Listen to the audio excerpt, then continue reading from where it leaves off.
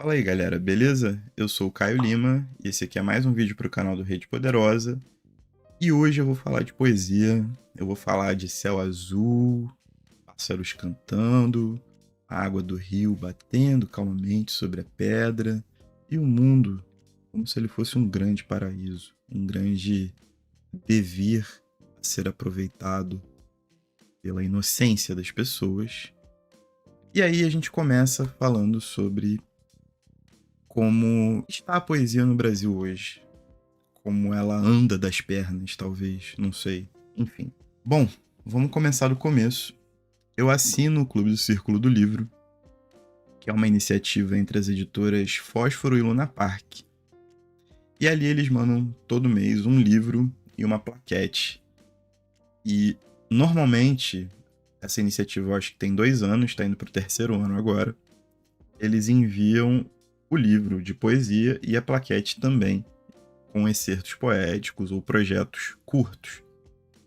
Só que a partir desse ano, a ideia também é enviar ensaios críticos sobre poesia, para que a gente consiga entender ou elaborar maiores contextos sobre o que é a arte poética, principalmente no Brasil, né? Eles dão uma atenção bem legal e bem especial à poesia brasileira contemporânea, ou agora vem a publicação da Maria Firmina dos Reis, por exemplo, que é uma poesia clássica, ainda não desbravada pelos leitores em geral. E aí, no primeiro kit do ano, veio o livro do Duda Machado, um grande compositor e poeta também, da época da Tropicália, e veio essa plaquete aqui, que é a mistura adúltera de tudo, a poesia brasileira dos anos 1970 até aqui, do Renan Nuenberger.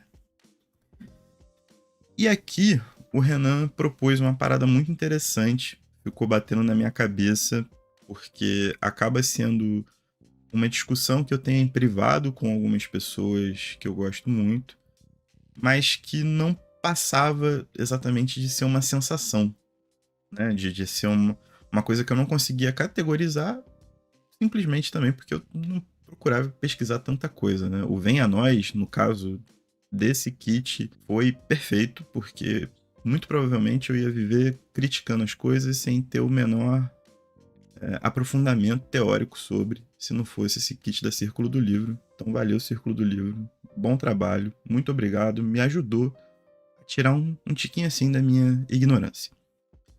E o que ele propõe nesse ensaio é o seguinte: a poesia brasileira, né, nesse recorte que ele faz dos anos 70 até aqui, ela passa por uma série de situações, mas ela está sob um pano de fundo que se desenvolveu até então, mas é o mesmo pano de fundo. Nos anos 70, apesar de você ter ditadura empresarial militar, ou justamente sendo a ditadura empresarial militar um meio de implantar isso aqui no Brasil e na América Latina como um todo, existe o crescimento completamente atroz do neoliberalismo, principalmente para as comunidades terceiro-mundistas aqui da América Latina, né?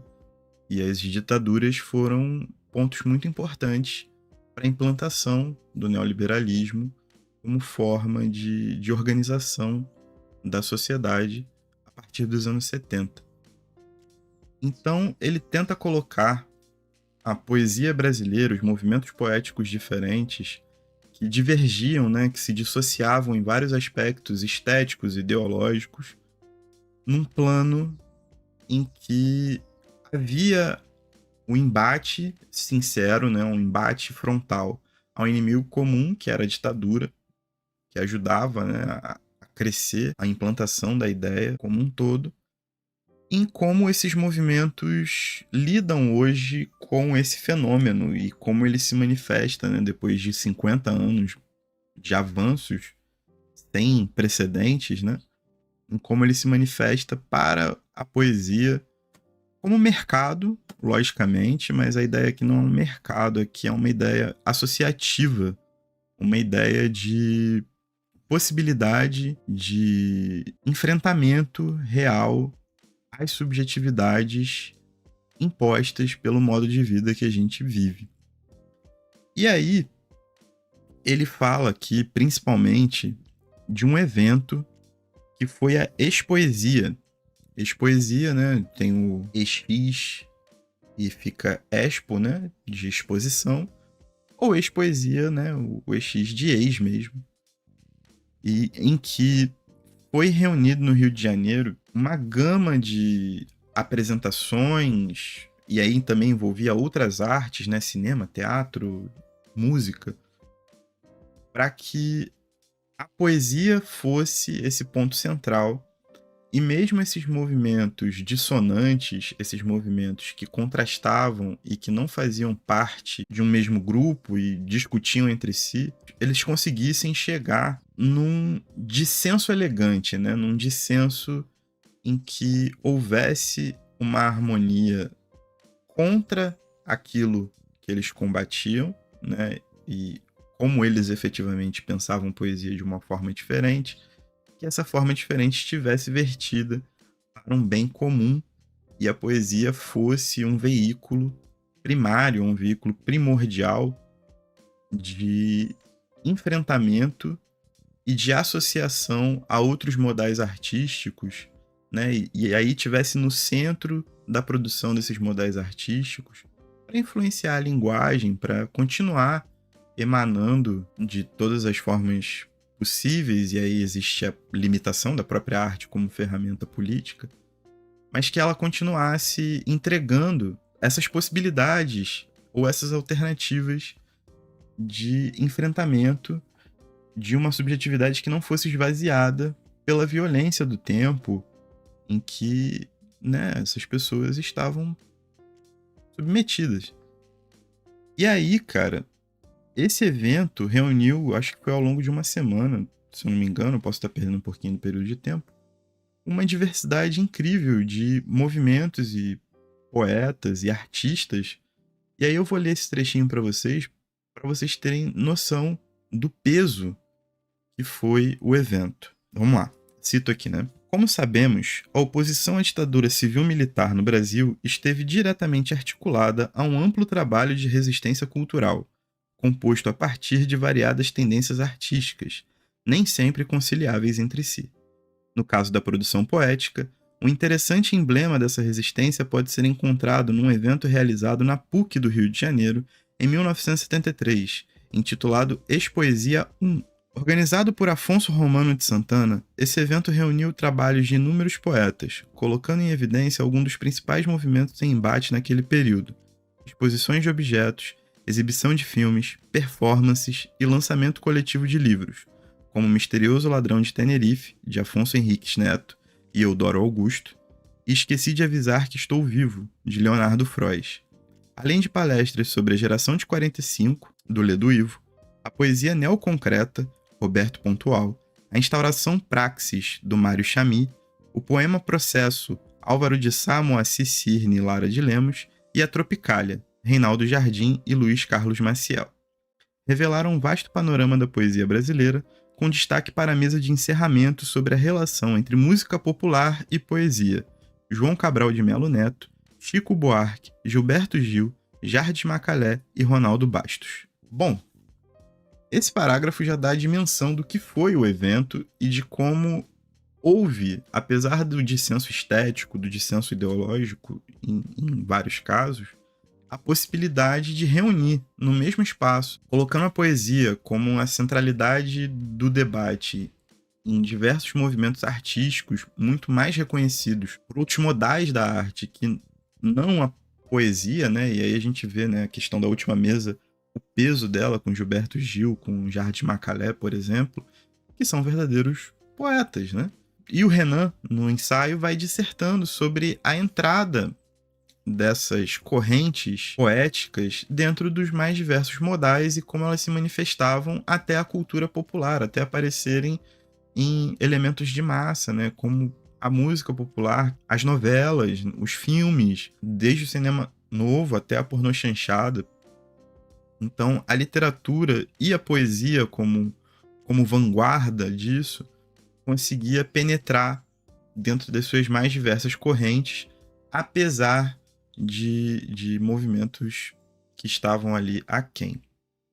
E ele vai discorrendo e vai apontando que, junto com o fim da ditadura e com a forma como o neoliberalismo avançou sobre a subjetividade das pessoas e sobre a materialidade do mercado, fazendo com que a gente se interesse por coisas que são cada vez mais produtivas, ela tira espaço da poesia e também tira o espaço da poesia de pensar as subjetividades mais gerais, né? E fica muito difícil você pensando tão isoladamente na sua condição, na condição de um grupo específico, pequeno, algumas subjetividades gerais, né? Você eleger ou você ter a materialidade de um inimigo comum, como era a ditadura, por exemplo. E acabavam tirando da poesia essa capacidade ou essa vontade ou essa voluntariedade em se colocar como centralizadora do discurso para espalhar a subjetividade através de outros modais artísticos. A composição, por exemplo, do que é uma música hoje, ela passa muito longe do que é a poesia em si, né? Você não tem nos ritmos populares que mais tocam no Brasil, por exemplo, sertanejo universitário, você não tem uma construção poética que seja efetivamente, né, que seja liderada por um movimento estético ligado à poesia, ao mesmo tempo em que a poesia, de alguma forma, se enclausura dentro de uma academia ou de um movimento que tende a ser bastante elitista e não reconhece formas populares do fazer poético. E aí eu coloco, né, no interior do Rio de Janeiro, mas fiz a minha faculdade toda no centro do Rio. E a gente coloca os ritmos populares como samba, como funk, como rap, dentro desse globo poético. Tem construções extremamente profundas, extremamente enraizadas na construção de uma cultura popular, em como eles não são reconhecidos por diversos setores da poesia e não são agraciados por ele, porque você não tem ali uma presença popular dentro dos círculos que se manifestam a poesia, não tem uma presença técnica e não há um reconhecimento da subjetividade do outro enquanto ser de direito.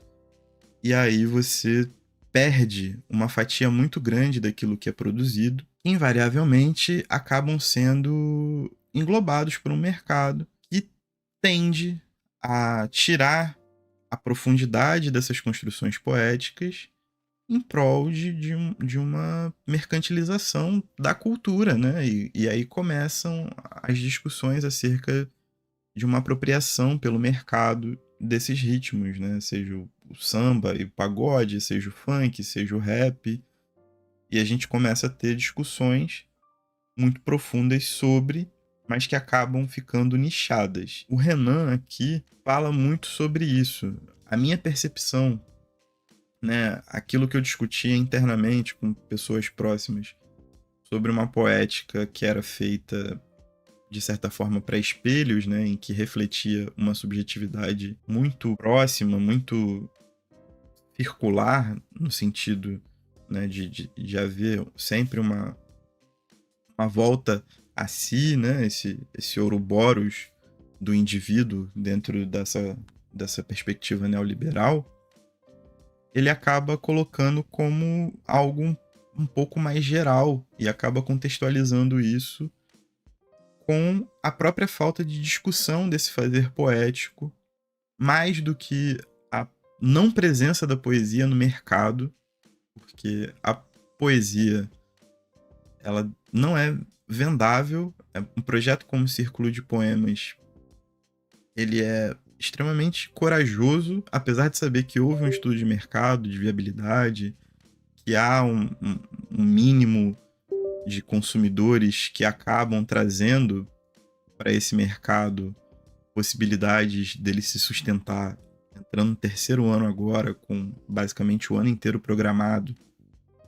Então, é uma vitória muito grande, mas é um único projeto. A gente sabe que a poesia no mercado editorial ela não se sustenta, ela não é consumida, ela não é comentada, ela não faz mais parte da centralidade de alternativas ou da centralidade de discussões sobre possibilidades estéticas dentro do mercado artístico hoje. Se a sua arte não consegue influenciar outras pessoas, não consegue influenciar outros modais artísticos, acaba que você realmente não consegue organizar, você não consegue olhar para dentro dessa complexidade de fatores que fazem o mundo girar, sacou? Você não consegue discutir, você não consegue abrir esse dissenso cordial com outras escalas ou com outras propostas poéticas, porque você emana um discurso para dentro de um grupo específico, né? Você nicha.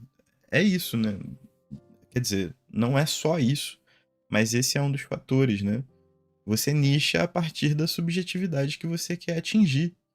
Então você faz uma poesia que conversa com o espelho. Você vende, você publica, né? Você transforma isso em produto, pensando num retorno específico. E essa discussão sobre o fazer poético, ela vai ficando, de certa forma, um pouco mais afastada de uma abrangência maior, de uma influência maior. E isso se dá também em relação à própria música, ao cinema, enfim, né? A gente não está falando de um movimento isolado, mas o recorte que eu me interesso mais, né, é a poesia, é o recorte poético, e é também sobre o que o Renan fala aqui. Então, ele dá como conclusão do livro, e eu acho muito perspicaz, que tudo deve se começar por um pequeno passo. E talvez o primeiro pequeno passo que deva ser dado é que essas formas poéticas, esses movimentos poéticos que hoje circulam, mesmo sem a abrangência devida, mesmo que eles não sejam mercadologicamente viáveis, eles deveriam estabelecer esse dissenso cordial. Sacou? Eles deveriam estar presentes num plano em que todos pudessem atuar juntos, apesar das suas diferenças estéticas, ideológicas e tudo mais. Eu acho que a gente pode pensar num caminho a partir disso, para aí sim pensar no mercado, sacou? Pensar em possibilidades de fazer com que a poesia seja minimamente viável. Porque meio que a corrida é essa, sabe? Autores hoje publicam poesia porque é meio que um exercício estético, um exercício de resistência no sentido de pô, apesar de tudo, eu gosto de fazer isso daqui, sabe? Eu acho que é importante, é a base da literatura, é a base do trabalho com a linguagem, enfim.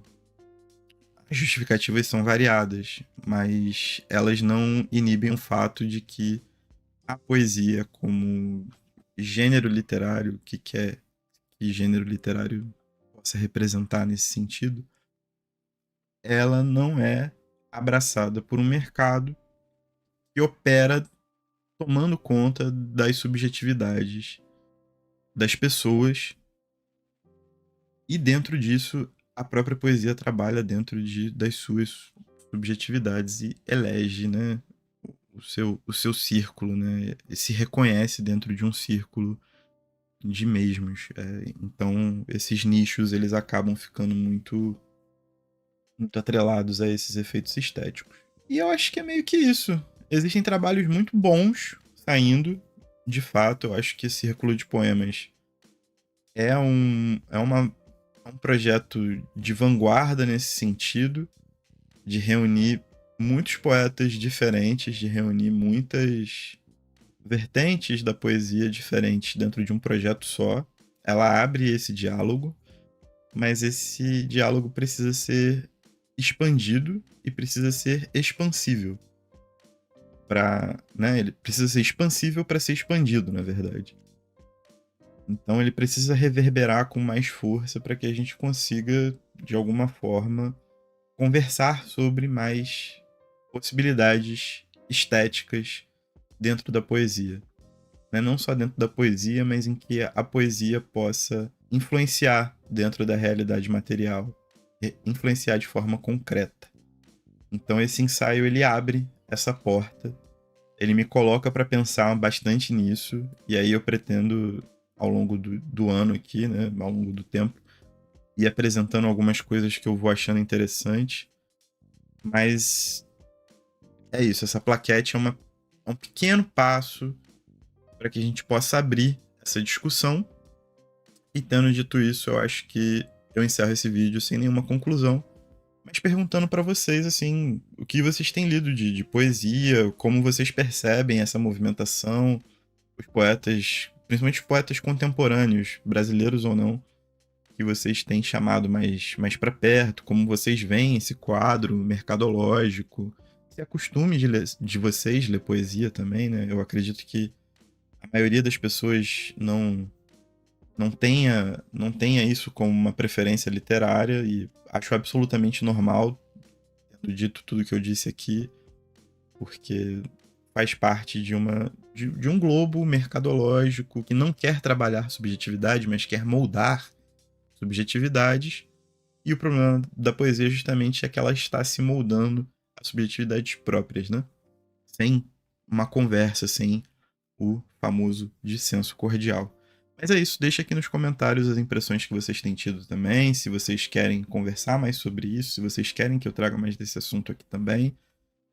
E é essa parada. Antes de finalizar uns recadinhos, né? O Rede Poderosa também é um podcast, então você que está assistindo aqui pode procurar a gente na sua plataforma de podcast favorita, que a gente vai estar lá. E é muito importante que você siga a gente, da mesma forma que é muito importante que você deixe seu joinha, que você se inscreva aqui no canal e que você comente aqui, compartilhe com a sua galera, certo? Além disso, nós estamos nas redes sociais como @CentralRedePoderosa. Então segue a gente principalmente no Instagram, onde a gente posta agenda, troca uma ideia e tudo mais. E o Clube Porradeiro tá aberto, a gente vai pro segundo encontro esse mês, mas dá tempo de você acompanhar a gente. Nós estamos lendo Um Defeito de Cor, da Ana Maria Gonçalves, esse clássico contemporâneo. O primeiro encontro foi maravilhoso, o livro tá sendo muitíssimo interessante, muitíssimo forte de ser lido. E assim, discutir em grupo é sempre mais legal, tá sendo uma experiência incrível. Então o formulário tá aqui embaixo, é de graça, você só deixa seu nome e seu e-mail pra gente poder entrar em contato com você e tá tudo certo, beleza? E é isso, a gente se fala no próximo vídeo, certo?